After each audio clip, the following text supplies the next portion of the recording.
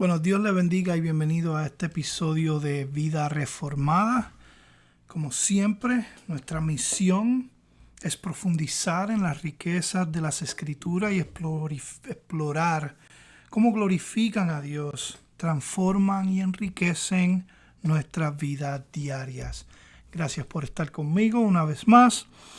Ha sido largo el tiempo que no he estado conectado.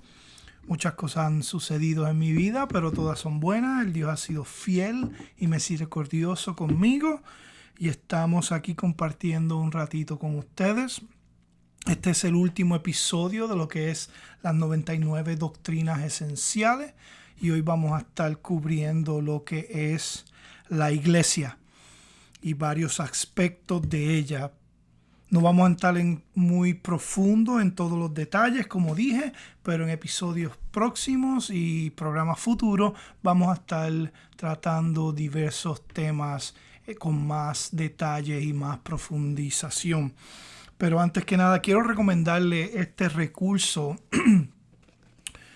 Este recurso nosotros lo usamos en nuestra iglesia local para dar la clase de membresía y es sobre la iglesia. Aquí lo pueden ver. Se llama La Iglesia, su naturaleza, autoridad, propósito y adoración, de Jeffrey D. Johnson. Esto es un set completo, lo puedes conseguir en mediagratia.com. Yo voy a poner los detalles en los comentarios y en la descripción del podcast. Quería animarles a que lo chequen. Es un buen recurso y es bien detallado.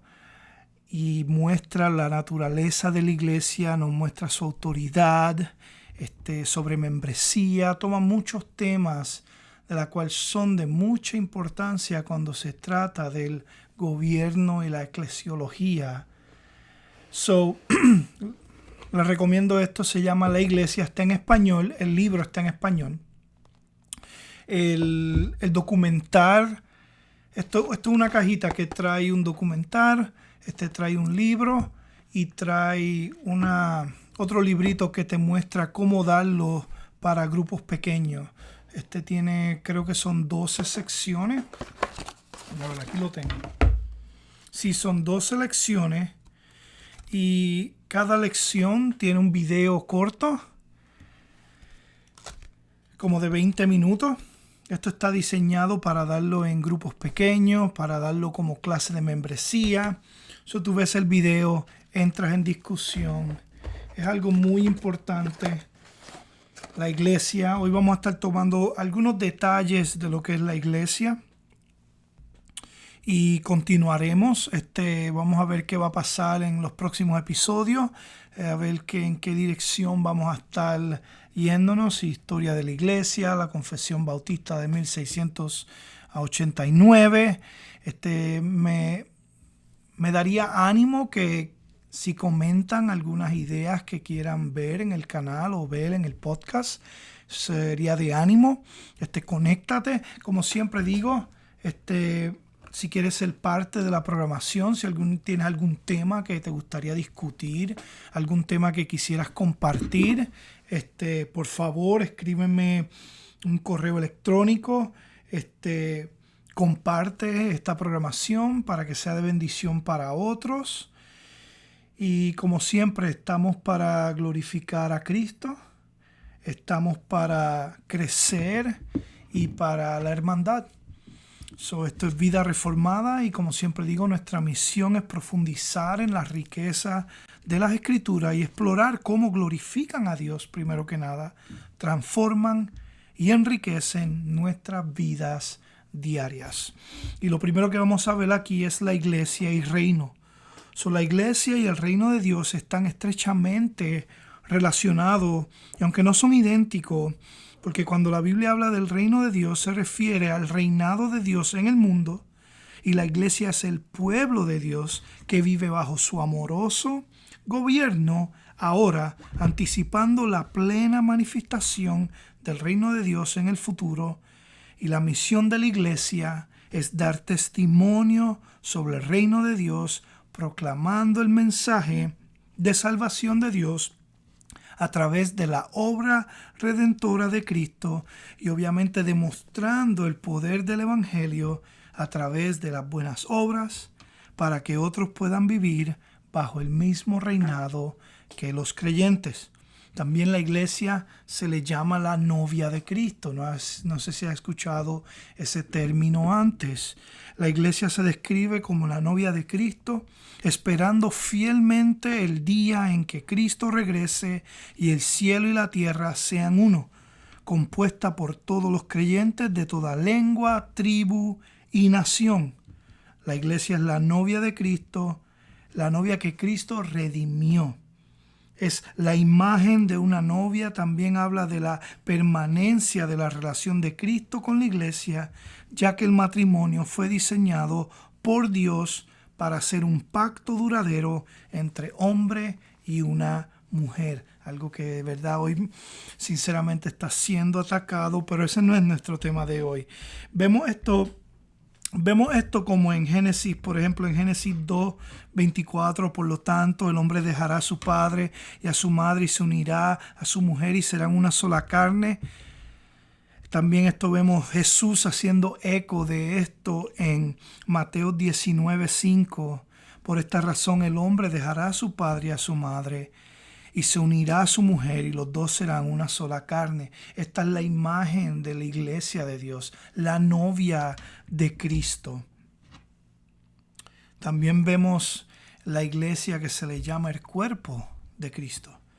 Y en el Nuevo Testamento a la iglesia la describe como el cuerpo de Cristo.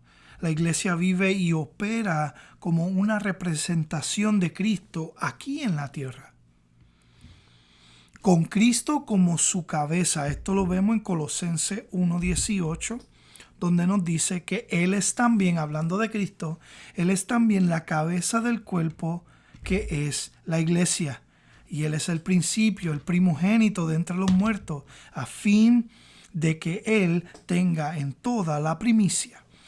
Vemos esto que significa que la iglesia es una extensión del ministerio de Cristo, llevando a cabo su obra al cumplir ¿qué? La gran misión, la gran comisión, y eso lo vemos en Mateo 28 del 1 al 20.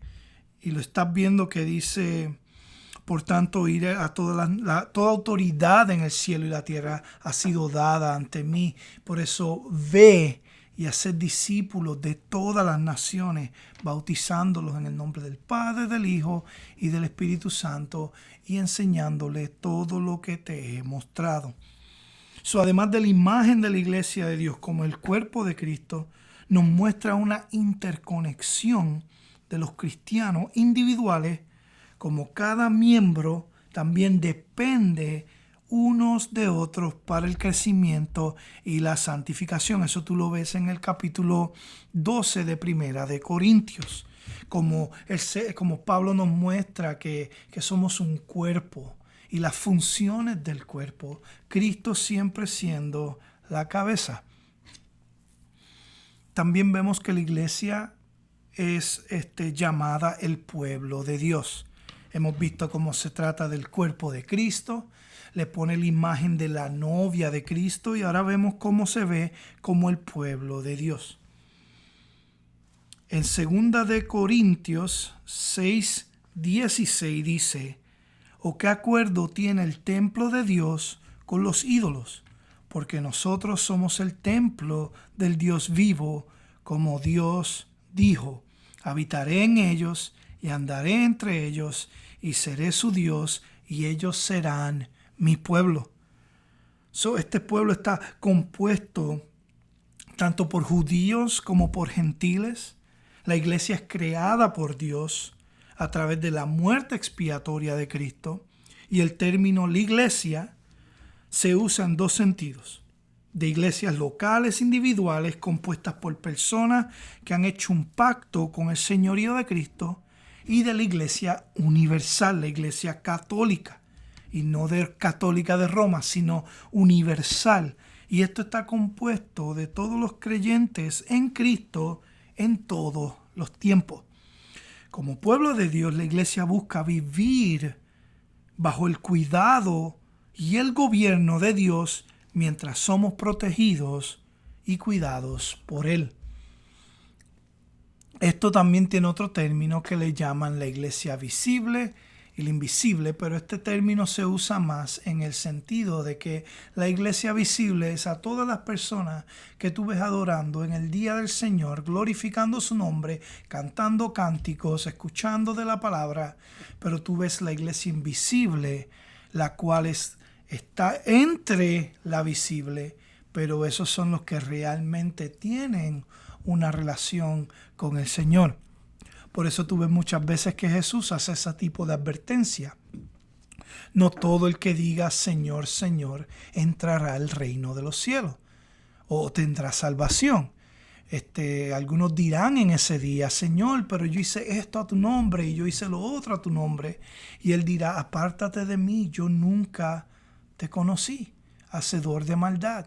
So ves que hay una distinción entre la iglesia visible y la iglesia invisible. Continuamos. También la iglesia lo vemos a través de las Escrituras que se llama el templo del Espíritu Santo. Porque el Espíritu Santo habita en la iglesia, habita en sus miembros, tanto individual como corporalmente. Eso lo vimos en 1 Corintios 3:16. ¿No sabéis que sois el templo de Dios y que el Espíritu de Dios habita en nosotros? Como templo del Espíritu Santo, vivimos nuestras vidas de manera diferente que antes, porque ahora llevamos unos frutos virtuosos que vienen solo por la obra interna del Espíritu Santo. Esto no es algo que nosotros creamos en nosotros, esto no es algo que es de la voluntad del hombre, sino que es el fruto del Espíritu. Pablo nos señala eso en Gálatas 5, 22 y 23. Mas el fruto del Espíritu es amor, gozo, paz, paciencia, benignidad, bondad, fidelidad, mansedumbre, dominio propio. Esto es lo que es en los frutos del Espíritu, porque son frutos que provienen de tener el Espíritu de Dios morando en ti. Esta obra interna del Espíritu no solamente produce estos frutos, pero equipa a los miembros individuales de la iglesia con dones para ministrar entre la iglesia. Y eso tú lo ves en las cartas de Pablo. Muchas veces estos dones espirituales, estos oficios ministeriales. Otra manera por la cual la iglesia es comparada, llaman a los creyentes sacerdocio. Y la intención de Dios para la humanidad es que seamos un reino de sacerdotes, no solo un reino con sacerdotes. Aunque Dios estableció este sistema sacerdotal en el Antiguo Testamento, debido a la pecaminosidad de la humanidad y la necesidad del mediador, su propósito final es que nos acerquemos a Dios directamente a través de la obra mediadora de Jesucristo, eliminando así la necesidad de otro sacerdote, debido a la obra de Cristo en la cruz, ejemplificada en el rasgado del velo que impedía esa relación entre el creyente y Dios en el lugar santísimo. El cristiano ahora somos libres para acercarnos a Dios en confianza. Y eso lo vemos en Hebreos 4, 14 al 16. Teniendo pues un gran sumo sacerdote, Cristo, que trascendió los cielos, Jesús, el Hijo de Dios, retengamos nuestra fe, porque tenemos un sumo sacerdote que no pueda compadecerse de nuestras flaquezas, sino uno que ha sido tentado en todo, como nosotros, pero sin pecado. Por tanto, ya que Jesús es el sumo sacerdote que puede empatizar con nosotros, dice que no flaqueemos porque Él puede compadecerse de nosotros. En el versículo 16 dice, por tanto, aquí hay una invitación, acerquémonos con confianza al trono de la gracia, para que recibamos misericordia y hallamos gracia para la ayuda oportuna. Este es como nos vemos. También la iglesia se ve que tiene al creyente con una nueva identidad. Cuando una persona tiene fe en Jesucristo, experimenta un cambio fundamental de identidad.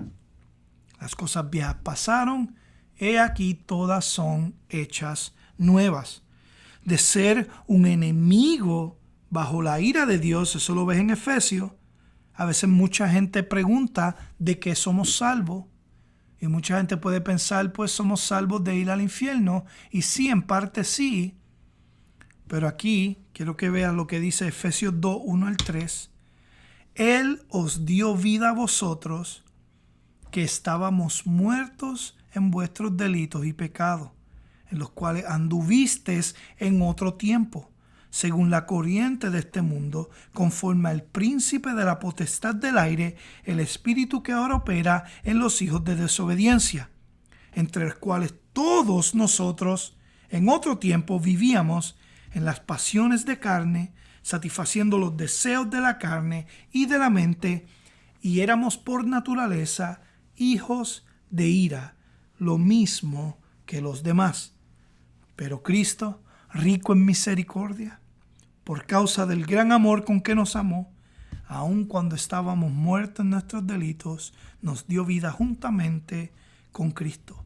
Por gracia he sido salvo. Esta nueva identidad pasa de ser enemigo y hijos de ira a ser acogidos en la familia de Dios como un hijo amado. Eso lo ves en el Efesios 2, el versículo 19. Así ya no sois extranjeros ni advenedizos, sino que sois conciudadanos de los santos y sois de la familia de Dios. El creyente en Cristo es declarado justo a causa de la vida perfecta de Cristo y su muerte y resurrección sustitutiva. Ya no es esclavo del pecado. Esta nueva identidad no es definido por fracasos pasados o luchas presentes. La persona ha sido liberada del dominio de las tinieblas y ahora pertenece al reino de la cruz. Colosenses 1:13. Porque Él nos libró del dominio de las tinieblas y nos trasladó a su reino, al reino de su Hijo amado. Cualquier persona que esté en Cristo es una nueva creación, en la cual lo viejo y pecaminoso ha pasado y lo nuevo y lo redimido está vivo, progresando, volviéndose más y más conforme a la imagen de Jesús. Eres transferido de un reino de tinieblas, de ser hijo de ira, y ahora tienes una nueva identidad.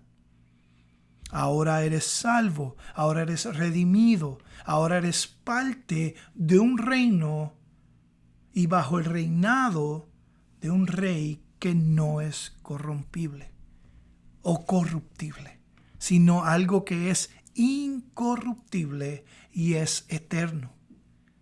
Por eso no hay condenación en el creyente. Tienes una nueva identidad, eres parte de un nuevo reinado. Fuiste libre del pecado, fuiste libre del dominio del pecado. Ahora también hay un término, la cual hemos estado estudiando mucho en nuestra iglesia este pasado domingo, y es lo que se trata la unidad de la iglesia. Tú ves, no, esto de pertenecer a una iglesia local es bien importante porque Cristo te salvó de un reino de tinieblas a un reino de luz. Y ahora esta vida que tú vives no es una vida sola. Hay mucho error ahora mismo, muchas ideologías que no hay necesidad de ser parte de un cuerpo. Pero es esencial porque es lo que la Escritura prescribe. El deseo de Cristo para la iglesia es que estemos unidos como uno en Él, en Cristo, mediante el Evangelio. Esto Pablo le decía a los filipenses. Por tanto, si hay algún estímulo en Cristo, si hay algún consuelo de amor, si hay alguna comunión del Espíritu, si hay algún afecto y compasión, haced completo mi gozo, siendo del mismo sentir, conservando el mismo amor, unidos en espíritu, dedicados a un mismo propósito. Esta unidad refleja la unidad de un Dios trino, la Trinidad. Y como tal, no debemos permitir que las divisiones nos separen, tales como situaciones socioeconómicas, nacionalidades, idiomas, política o hasta creencias doctrinales secundarias. Nuestro objetivo no es simplemente trabajar alrededor o ignorar estas diferencias dentro del cuerpo de Cristo, sino es celebrar la diversidad del pueblo de Dios hecho en Cristo uno. ¿Por qué? Porque somos unidos por Cristo. Esta unión no es algo que nosotros creamos, esto es algo que enseña esto bien nítido, lo articula. Porque Cristo, cuando muere y uno es un creyente, ahora somos unidos en Cristo. Somos uno, compartiendo ¿qué? Un mismo Señor y Salvador, un mismo Espíritu, más compartimos un bautismo. Todos tenemos en igualdad esas características como creyentes. Cristo, al morir en la cruz y redimirnos, él lo que hizo fue que nos unió, nos hizo uno en él. Entonces, ¿qué pasa ahora? Nosotros tenemos que luchar por mantener esta unidad.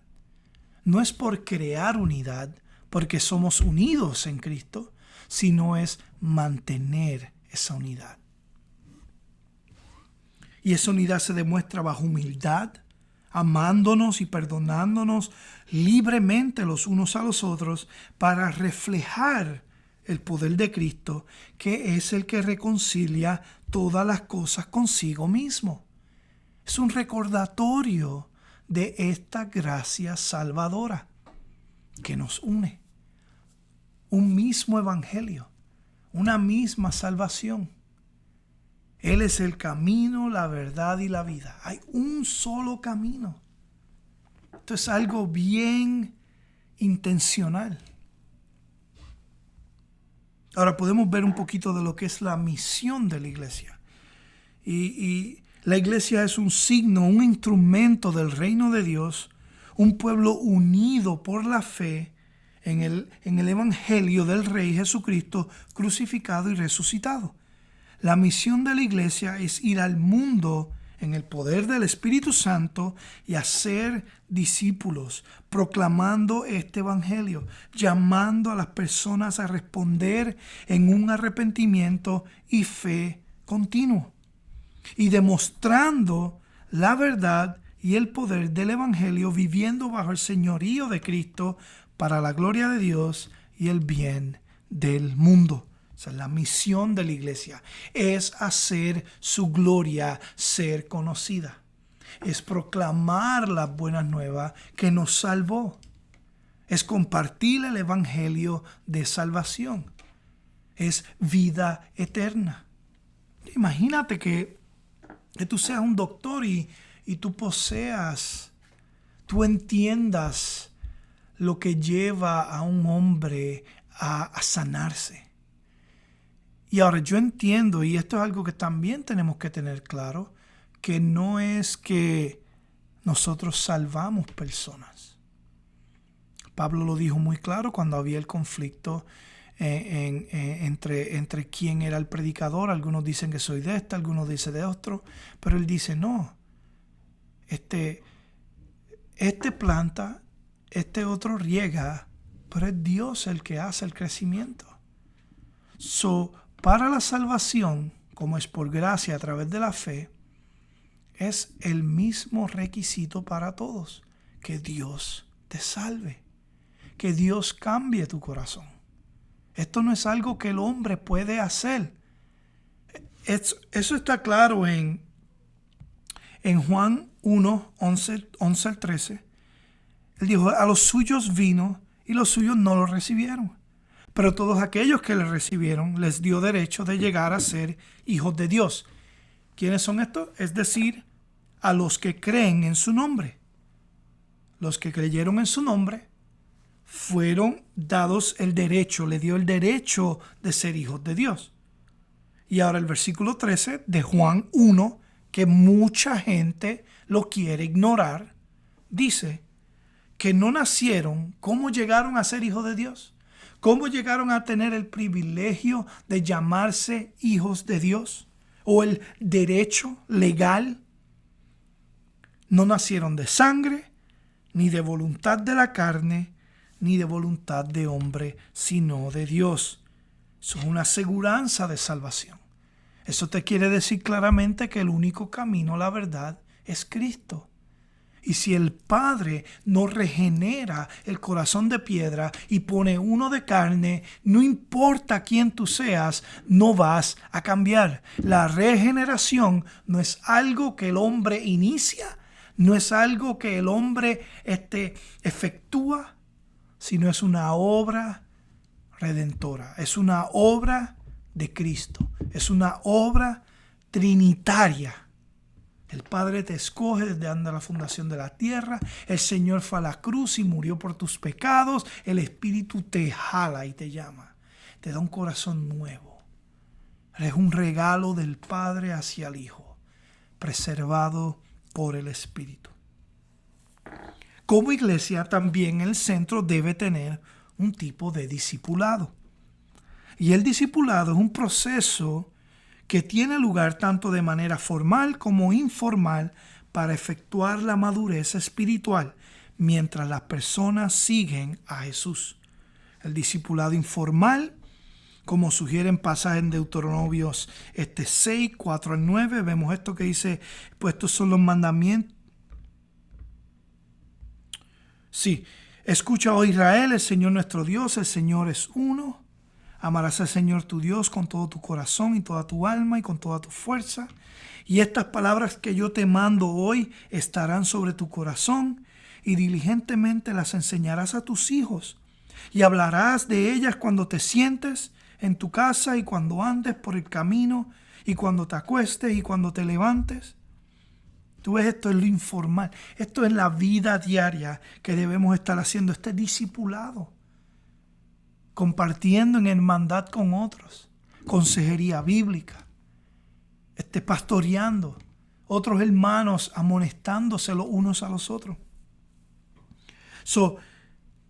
Crecer en nuestra fe y profundizar en nuestra relación con Cristo es algo que requiere toda nuestra vida, no solo la mente.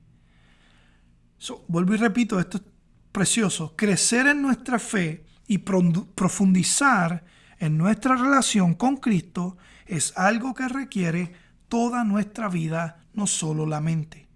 El discipulado formal se refiere a periodos de instrucción, clases bíblicas, discipulado, grupos pequeños. Hacemos discipulado a través de nuestras palabras y acciones, brindando instrucción verbal de la palabra de Dios y ejemplos no verbales a través de nuestra vida. Otra cosa que podemos ver es que la iglesia tiene que ser una iglesia que se comparte el evangelio, el evangelismo. Y el deber y privilegio de todo cristiano y de toda iglesia del Señor Jesucristo es hacer discípulos de todas las naciones. El nuevo nacimiento espiritual, el nuevo nacimiento del espíritu del hombre, que es solamente por el Espíritu de Dios, significa el nacimiento de amor por los demás. Por lo tanto, el esfuerzo misionero por parte de todos descansa en una necesidad espiritual de la vida regenerada y es expresamente y repetitivamente mandada por Cristo Jesús. Damos por gracia lo que por gracia hemos recibido. Este es el mensaje de salvación, como estaba explicando anteriormente. Y de esa manera también nos edificamos. Y la edificación, al crecimiento y madurez progresivo de la iglesia, tanto individual como colectivamente. La Biblia habla de diferentes maneras en que la madurez o edificación puede ocurrir, como a través de la comunión que los cristianos comparten entre sí.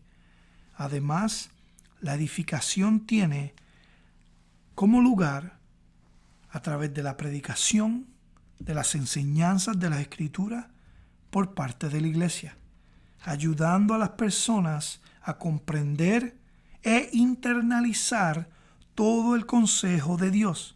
No solamente lo que queramos predicar, no solamente nuestras posiciones doctrinales, sino el consejo completo de Dios. ¿Por qué? Porque esto va a edificar y construir el cuerpo de Cristo. Y esto equipa a las personas para vivir en esa misma misión para el reino de Dios. De la misma manera vemos la adoración en la iglesia. Y esto no se puede reducir, la adoración no se puede reducir solamente a cánticos de adoración.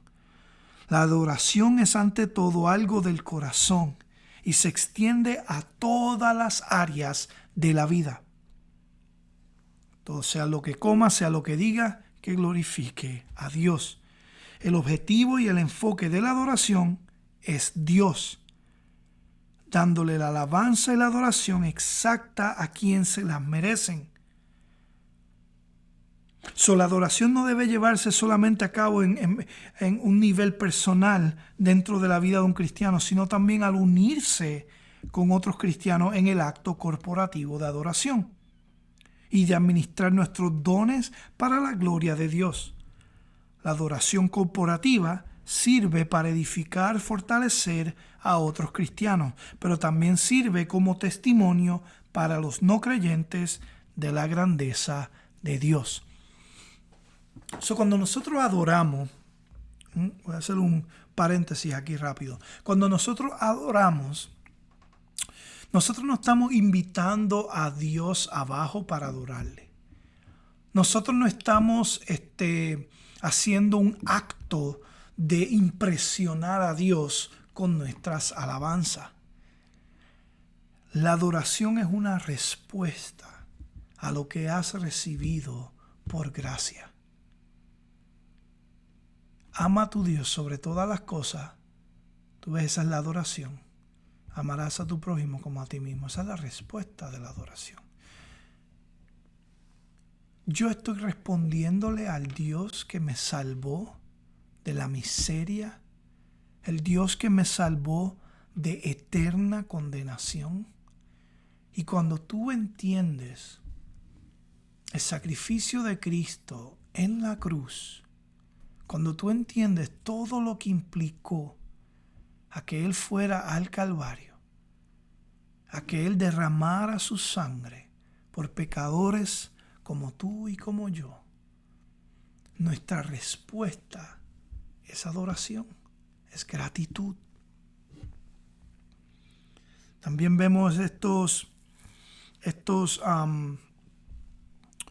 diferentes cosas que hacemos dentro de la iglesia, como el bautismo, ¿verdad?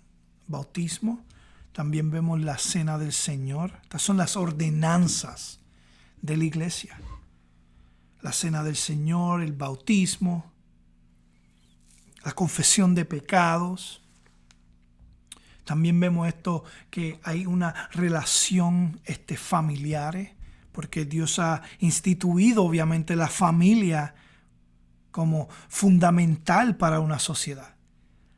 Está compuesta por personas que se relacionan entre sí por matrimonio o sangre o adopción. Esto es importante. Ser parte de un cuerpo es importante. De la misma manera, problemas sociales, muchas de las veces la iglesia tiene que tener su voz en ella. Y esto no estamos hablando de opresión y opresivo, nada de esto de marxismo ni nada de esto. Lo que estamos hablando es que hay injusticias en el mundo que como creyentes sí tenemos una voz y sí podemos hacerla sentir en contra de problemas sociales. Pero el énfasis de este episodio es que veas la iglesia como lo que es. Es instituida por Dios. Es requerida. Es un requerimiento que tú seas parte de un cuerpo. Los cristianos no están llamados a caminar en solitud, en asolación o en estar solos. No están llamados para eso. Estamos llamados para pertenecer a un cuerpo. Un cuerpo que te va a ayudar a crecer, a madurar espiritualmente. Este es el último episodio de esta sección que se llama 99 Doctrinas Esenciales. Si usted no ha sido parte de ninguno de estos episodios, puede ir a Spotify y escuchar los episodios anteriores. Como te dije, me sería de ánimo si te conectas con nosotros, si escribes tu comentario, si das una sugerencia para el próximo contenido que estaremos compartiendo. Esto es Vida Reformada. Vida Reformada es porque queremos profundizar en las riquezas de las Escrituras. Que las Escrituras muestren cómo glorifican a Dios como fin, cómo transforman y cómo enriquecen nuestra vida. Gracias por sintonizarnos y esto será hasta la próxima. Y como te dije, si quieres ser parte de esta programación, escríbeme un email, escríbeme al Messenger, ven, acompáñame. Si quisieras tocar algún tema de discusión, quiero que seas parte de esto. Edificar al pueblo y glorificar a Dios. Hasta la próxima.